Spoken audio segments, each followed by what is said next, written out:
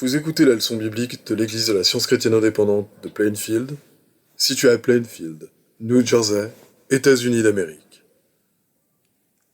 Leçon du dimanche 17 septembre 2023. Sujet : la matière. Texte d'or, Jean. C'est l'esprit qui vivifie. La chair ne sert de rien. Les paroles que je vous ai dites sont esprit et vie. Lecture alternée. Deutéronome. Écoute Israël. L'Éternel notre Dieu est le seul éternel. Tu aimeras l'Éternel ton Dieu de tout ton cœur, de toute ton âme et de toute ta force. Et ces commandements que je te donne aujourd'hui seront dans ton cœur.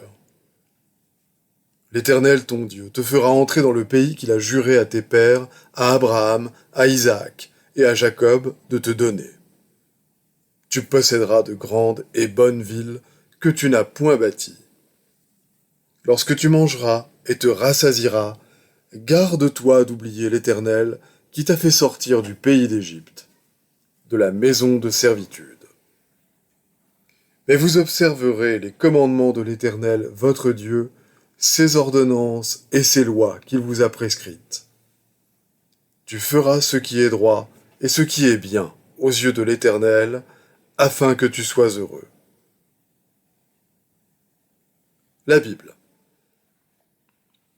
Alors Dieu prononça toutes ces paroles en disant : « Je suis l'Éternel, ton Dieu, qui t'ai fait sortir du pays d'Égypte, de la maison de servitude. Tu n'auras pas d'autre Dieu devant ma face. Tu ne te feras point d'image taillée, ni de représentation quelconque des choses qui sont en haut dans les cieux, qui sont en bas sur la terre, et qui sont dans les eaux plus bas que la terre. Tu ne te prosterneras point devant elles, et tu ne les serviras point.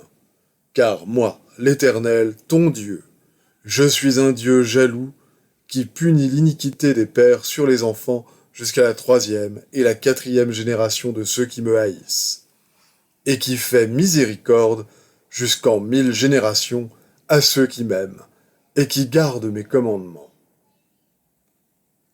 Parole de l'Ecclésiaste, fils de David, roi de Jérusalem. J'ai vu tout ce qui se fait sous le soleil, et voici, tout est vanité et poursuite du vent. Ce qui est courbé ne peut se redresser, et ce qui manque ne peut être compté.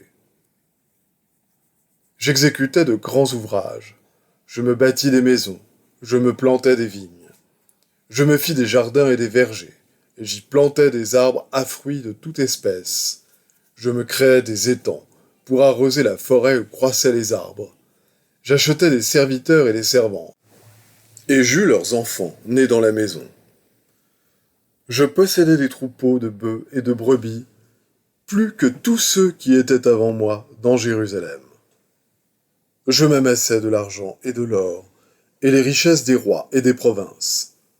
Je me procurais des chanteurs et des chanteuses, et les délices des fils de l'homme, des femmes en grand nombre. Je devins grand, plus grand que tous ceux qui étaient avant moi dans Jérusalem, et même ma sagesse demeura avec moi. Tout ce que mes yeux avaient désiré, je ne les en ai point privés. Puis j'ai considéré tous les ouvrages que mes mains avaient faits et la peine que j'avais prise à les exécuter. Et voici, tout est vanité et poursuite du vent, et il n'y a aucun avantage à tirer de ce qu'on fait sous le soleil. Écoutons la fin du discours. Crains Dieu et observe ses commandements. C'est là ce que doit faire tout homme. Jésus, dans la barque, regagna l'autre rive, où une grande foule s'assembla près de lui. Il était au bord de la mer. Or, il y avait une femme atteinte d'une perte de sang depuis 12 ans. Elle avait beaucoup souffert entre les mains de plusieurs médecins.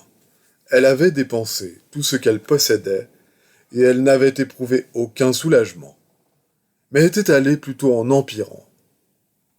Ayant entendu parler de Jésus, elle vint dans la foule par derrière et toucha son vêtement, car elle disait : « Si je puis seulement toucher ses vêtements, je serai guérie. » Au même instant, la perte de sang s'arrêta, et elle sentit dans son corps qu'elle était guérie de son mal. Jésus connut aussitôt en lui-même qu'une force était sortie de lui, et, se retournant au milieu de la foule, il dit « Qui a touché mes vêtements ?» Ses disciples lui dirent « Tu vois la foule qui te presse, et tu dis « Qui m'a touché ?» Et il regardait autour de lui pour voir celle qui avait fait cela. La femme, effrayée et tremblante, sachant ce qui s'était passé en elle, vint se jeter à ses pieds et lui dit toute la vérité. Mais Jésus lui dit « Ma fille, ta foi t'a sauvée, va en paix et sois guérie de ton mal. » C'est pour la liberté que Christ nous a affranchis. Demeurez donc fermes et ne vous laissez pas mettre de nouveau sous le joug de la servitude. Pour nous, c'est de la foi que nous attendons par l'Esprit l'espérance de la justice. Frères, vous avez été appelés à la liberté. Seulement, ne faites pas de cette liberté un prétexte de vivre selon la chair, mais rendez-vous, par la charité, serviteurs les uns des autres. Je dis donc, marchez selon l'Esprit, et vous n'accomplirez pas les désirs de la chair. Car la chair a des désirs contraires à ceux de l'Esprit, et l'Esprit en a de contraires à ceux de la chair. Ils sont opposés entre eux, afin que vous ne fassiez point ce que vous voudriez.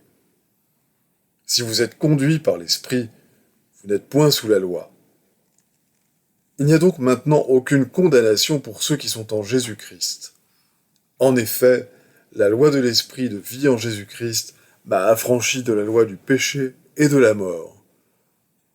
Ceux, en effet, qui vivent selon la chair, s'affectionnent aux choses de la chair, tandis que ceux qui vivent selon l'Esprit s'affectionnent aux choses de l'Esprit.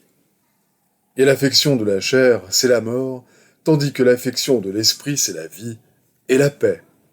Car l'affection de la chair est inimitié contre Dieu, parce qu'elle ne se soumet pas à la loi de Dieu et qu'elle ne le peut même pas. Or, ceux qui vivent selon la chair ne sauraient plaire à Dieu. Pour vous, vous ne vivez pas selon la chair, mais selon l'Esprit, si du moins l'Esprit de Dieu habite en vous. Et vous n'avez point reçu un esprit de servitude, pour être encore dans la crainte, mais vous avez reçu un esprit d'adoption, par lequel nous crions « Abba, Père ». L'Esprit lui-même rend témoignage à notre esprit que nous sommes enfants de Dieu. Or si nous sommes enfants, nous sommes aussi héritiers, héritiers de Dieu et co-héritiers de Christ. Je vais maintenant lire les passages corrélatifs tirés du livre d'études de la science chrétienne, Science et santé, avec la clé des Écritures de Mary Baker Eddy. La science chrétienne répond à l'ardent désir de spiritualité de la race humaine. Seules des jouissances plus élevées peuvent satisfaire les aspirations de l'homme immortel. Pour déterminer nos progrès, il faut que nous sachions où sont placées nos affections, qui nous reconnaissons et à qui nous obéissons en tant que Dieu. Si l'amour divin devient pour nous plus proche, plus cher et plus réel, alors la matière est en voie de se soumettre à l'esprit. Les buts que nous poursuivons et l'esprit que nous manifestons révèlent notre point de vue et montrent ce que nous gagnons. L'entendement parfait émet la perfection, car Dieu est entendement. L'entendement mortel et imparfait émet ses propres ressemblances, dont le sage a dit « tout est vanité ». C'est la spiritualisation de la pensée et la christianisation de la vie journalière en contraste avec les résultats de l'horrible comédie de l'existence matérielle. C'est la chasteté et la pureté, en contraste avec les tendances inférieures et l'attirance terrestre du sensualisme et de l'impureté, qui témoignent réellement de l'origine divine et de l'opération de la science chrétienne. Les triomphes de la science chrétienne sont inscrits dans la destruction de l'erreur et du mal, élément d'où se propagent les lugubres croyances au péché, à la maladie et à la mort. Job dit « Mon oreille avait entendu parler de toi, mais maintenant mon œil t'a vu. Les mortels se feront l'écho de la pensée de Job quand les prétendues douleurs et plaisirs de la matière cesseront de prédominer. Ils abandonneront alors la fausse évaluation de la vie et du bonheur, de la joie et de la peine, et ils atteindront à la félicité d'aimer sans égoïsme, de travailler avec patience et de vaincre tout ce qui est dissemblable à Dieu. Partant d'un plus haut point de vue, on s'élève spontanément, de même que la lumière émet la lumière sans effort, car là où est ton trésor, là aussi sera ton cœur. La science divine porte son plus grand coup aux prétendues bases matérielles de la vie et de l'intelligence.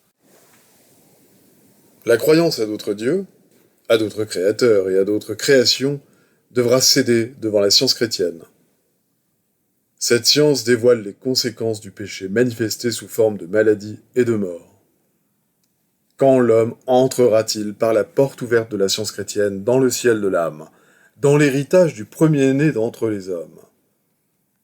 La vérité est vraiment le chemin. Les anciens chrétiens étaient des guérisseurs. Pourquoi cet élément du christianisme a-t-il été perdu? Parce que nos systèmes de religion sont plus ou moins gouvernés par nos systèmes de médecine. La première idolâtrie fut la foi dans la matière. Les écoles ont mis à la mode la foi dans les médicaments plutôt que la foi en la divinité. Parce qu'on a mis sa confiance dans la matière pour détruire la discordance qu'elle-même avait créée, la santé et l'harmonie ont été sacrifiées.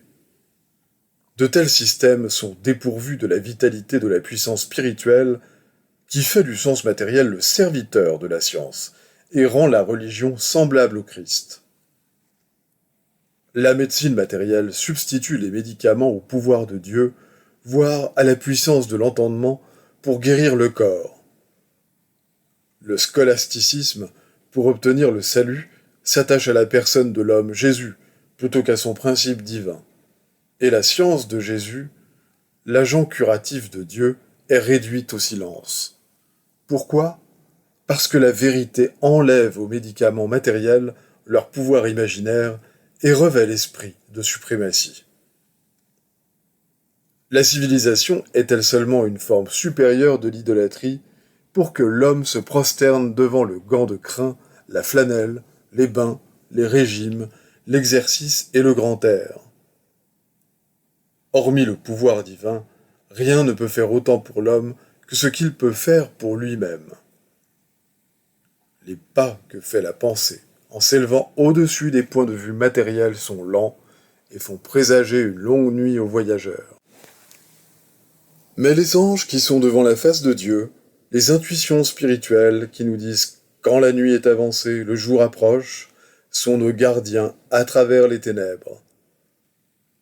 La science renverse le faux témoignage des sens physiques, et en vertu de ce renversement, les mortels parviennent aux faits fondamentaux de l'être.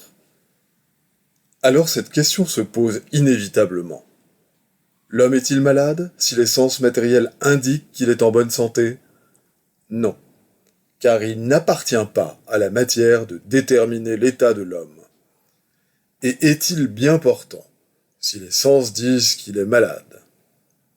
Oui, il est bien portant dans la science où la santé est normale et la maladie anormale.